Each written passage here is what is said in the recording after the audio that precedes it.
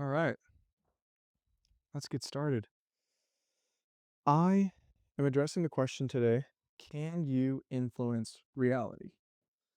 The reason that I'm addressing this question as one of the first questions on this channel is I believe it's a fundamental question for humanity. Us as humans, I don't if you don't think that you can affect reality, you're probably not going to be motivated to do much. You're probably not going to have any motivations or much belief in yourself or anything. To me, that kind of borders like nihilism.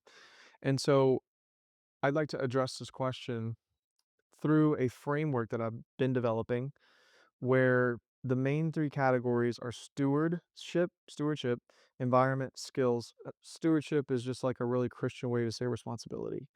Um, you should know before I get into all this how I view reality. I believe that everyone has like a proverbial set of lenses on that they see the world and interpret things with. And in order for you to understand where this is coming from, it's important that you understand that I grew up in a small Texas town. I went to a private college where I studied religion philosophy under some freaking brilliant minds. And after that, I got married to my wife. We've been married for 5 years. I have a son on the way, so I'm gonna be a dad.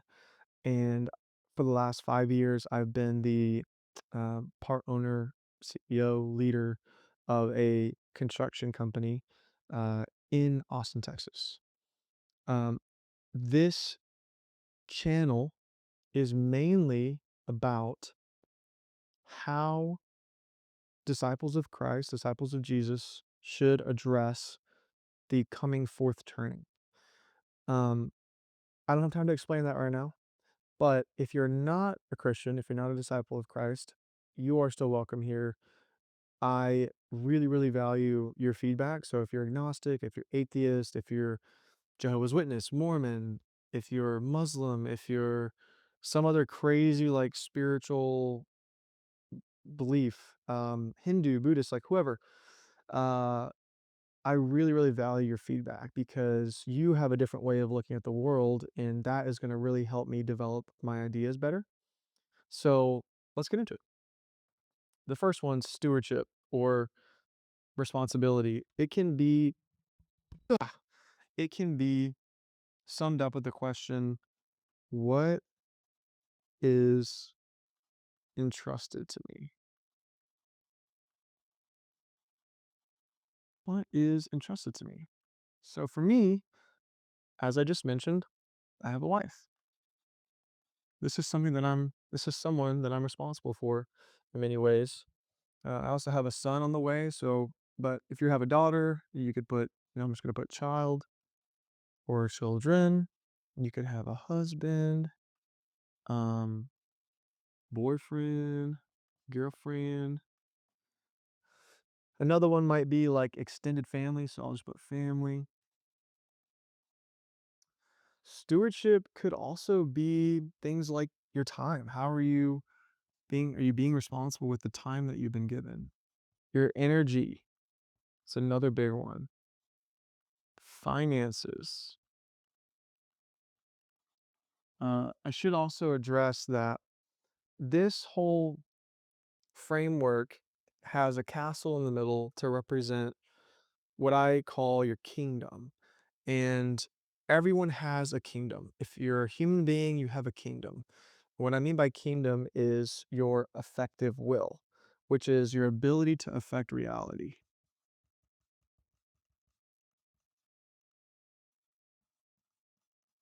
It's your ability to affect reality in the sense that you are given a deck of cards in life. Um, it's really important for you to walk through this video with me in a like morally neutral sense. What I mean by that is like everyone has a certain level of these three categories, and it's not necessarily good or bad, it just is. And we have to first develop this framework from a neutral perspective, I believe, in order to then go on later and we can make moral judgments, we can make assertions, we can make arguments that will kind of sort of stand on this framework. But right now there just is. So let's try to approach this in a way that's as neutral as possible. Um, time, energy, finances for stewardship. Another one might be your body, like your health in a sense, or your health could be uh, physical, mental, emotional, spiritual. Oh, another one. Duh, I have an amazing dog named Sadie that I love that I'm responsible for. And so this would all be part of what I'm stewarding. And if you're saying things to your phone, I can't hear you, but thank you for helping. I feel it. Your environment. So, in your environment, you may be in a home, you may be in an apartment, you may be in a rural area, or you might be in the city. Those would be examples of a tangible environment. Intangible environment might be you're in a toxic workplace, or maybe you're in a healthy workplace or environment. Toxic or healthy, maybe it's a spiritual environment, maybe it's like all woo woo, or maybe it's a non spiritual environment. Maybe there's nothing going on at all. Um, Another environment would be your car or like vehicle. If you are getting into your car, that's now your environment. That's how I'm defining this, at least. You could be in a social or lonely environment. So the next category is skills. For me, like the first thing that I think of is like welding or carpentry because I'm in the construction world and I'm trying to learn how to weld right now. Um, Another one might be like if you're a nurse, you would put in an IV. You'd know how to put in an IV, right? That would be a tangible skill that you have. An intangible skill might be like de-escalation. Oh dear Lord. De-escalation. That's a tough one. Okay, de-escalation. For me, like a intangible skill might be sales. If you're in a relationship or any kind of I guess any kind of relationship, another great skill is listening. I have a lot of friends who are also in the music scene, the art scene. Writing is a great skill. What else? Um, Critical thinking is another skill. Shoot, if you're into sports, duh, sports, that's a low-hanging fruit one. Sports, it's a huge tangible skill. Another intangible skill might be like, ooh, negotiation. Uh, Dear Lord. Negotiation. That's going to be hard to read. Now, as you can see, each one of these categories overlaps. And I believe that once you have addressed the question, can you influence reality? The next logical one to me is how? How do you influence reality? And where these categories overlap is where I believe the action takes place, kind of. Let's look at it. So, where your skills meet your responsibilities or your stewardship, that is, I believe, your ability to serve. Another way to say service would be to add value in some way. So, like for me, if I'm a poor leader, which would be a intangible skill, but I'm responsible for a team, then I'm not going to have a high level of service or a high level of value to give because uh, I have low skills.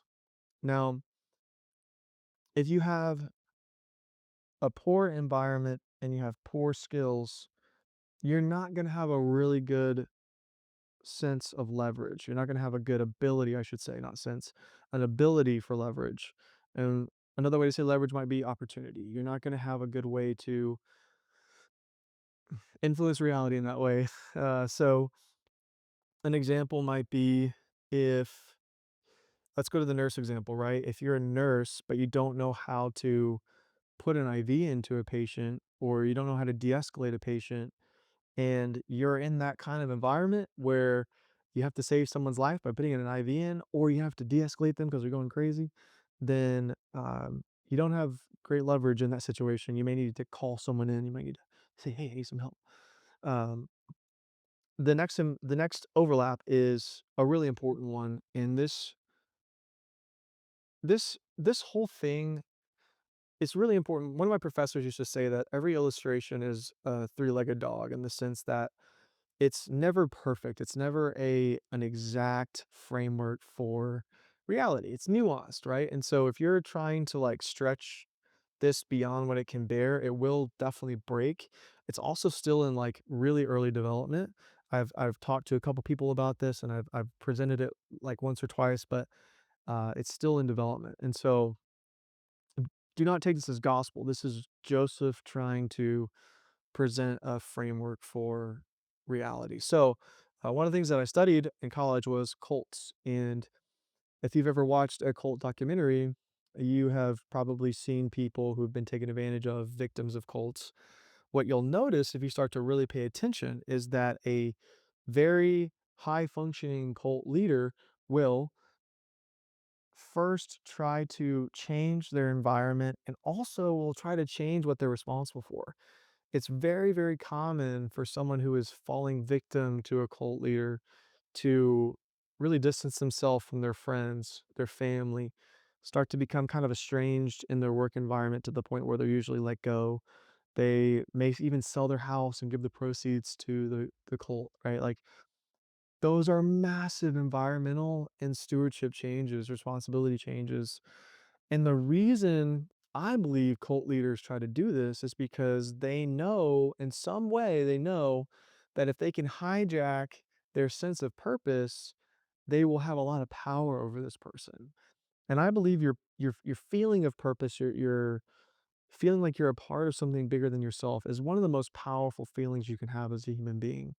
And I've seen a lot of people really hate on others who have fallen victim to cults and saying things like, "Oh, well, I would never be so dumb as to fall victim to this." And it's like, I believe that's a massive misunderstanding of what's going on. Everyone has a desire for some kind of purpose, I believe. And typically, cult leaders are just really, really good at figuring out what that is for you as an individual and then taking advantage of it. And they know that that's one of the most powerful ways that they can control you. Anyway, that's a dramatic example. Um, Let me give you a silly example. When we moved from an apartment to our house that we rent, I was now responsible for mowing the lawn.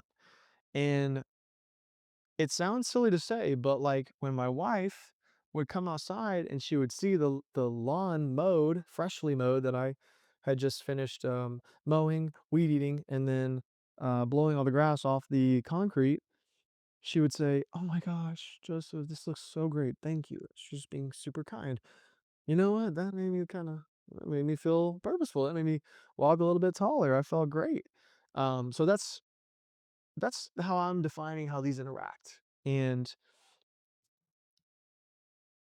when you don't feel like you have enough leverage in your life, you don't feel like you're accomplishing or doing the things that you want to do, I would say you need to take a look at your environment and you take a look at your skills. Typically, when you make a change in those two areas, you will see an increase in opportunity or leverage. Same is true for service. If you don't feel like you're serving the people around you or adding value to the people around you or the things are in your life, and people are saying things to you that are, they're like, I don't know, kind of negative, or they're sort of like challenging you in some way. Again, this is like ultra nuanced and it requires a ton of context.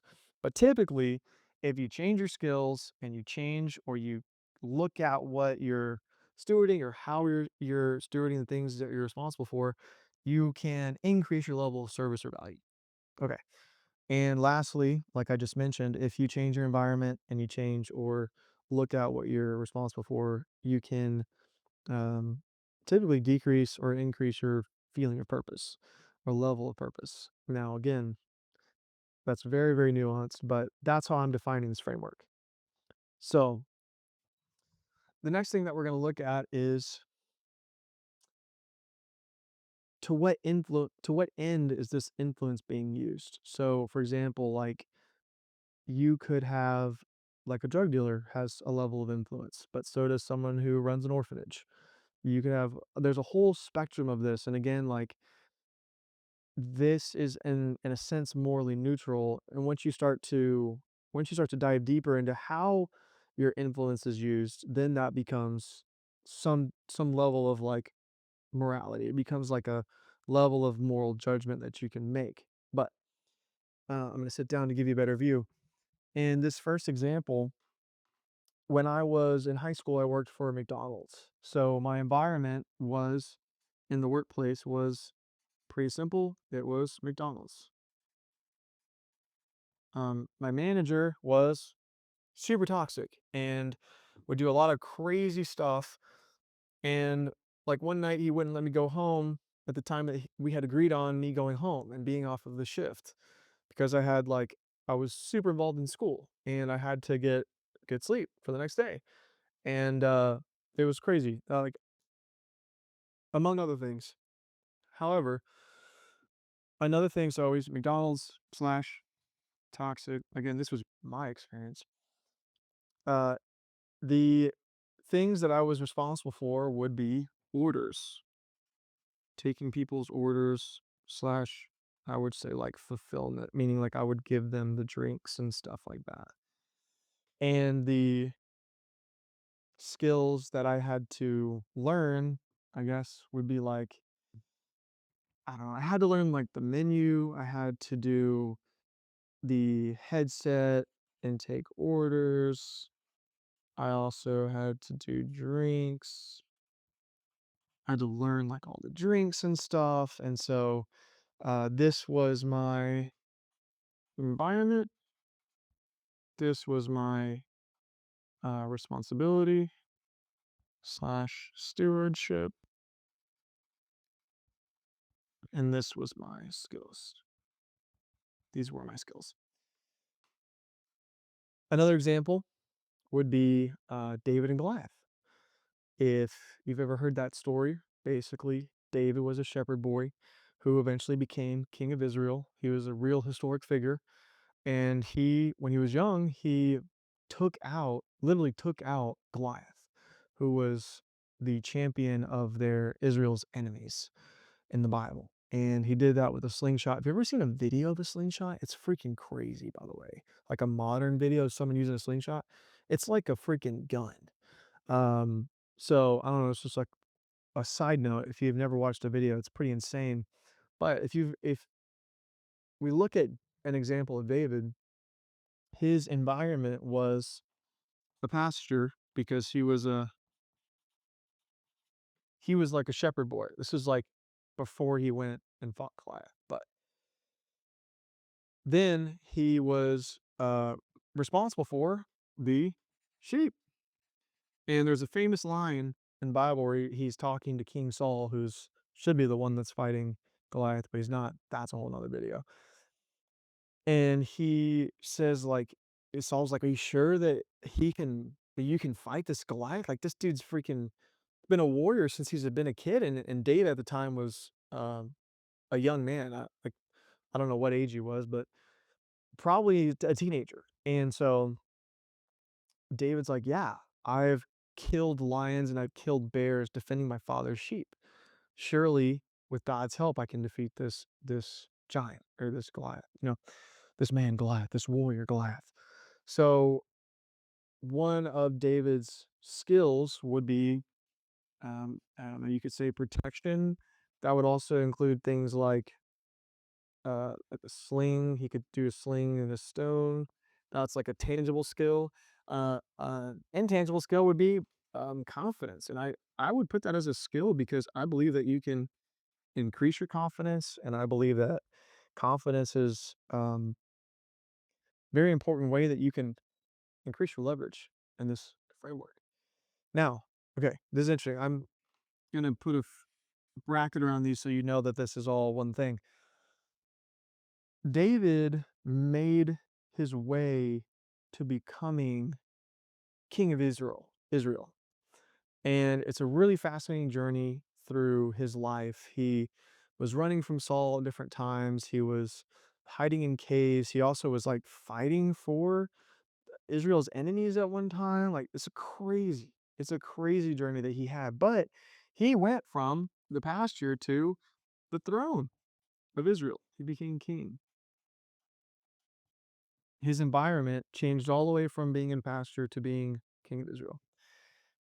His responsibilities changed from sheep to literally the nation of Israel.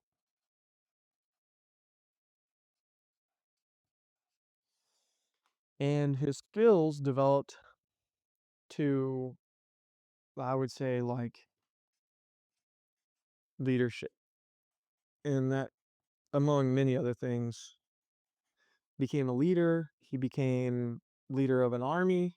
So he could lead an army now, like a major army. Like before, when he was running in the caves, he was just leading like a sort of a ragtag group of outcasts, military guys.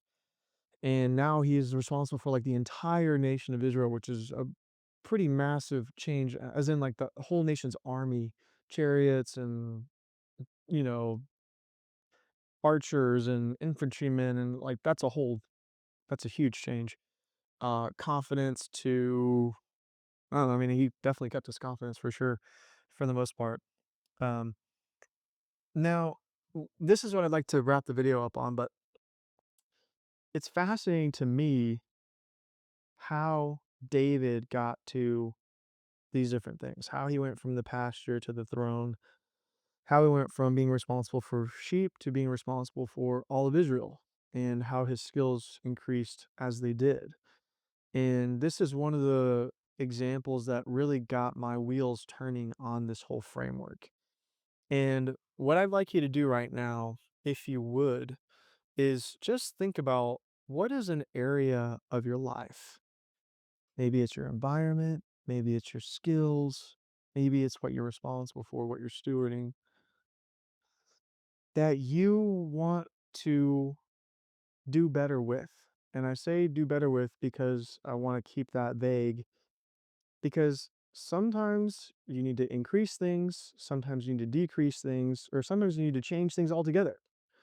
And there are certain aspects of our lives that I acknowledge we can't change.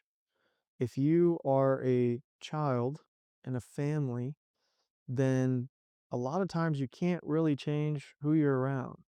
Um, if you it's sort of hard to like increase your skills past a certain threshold.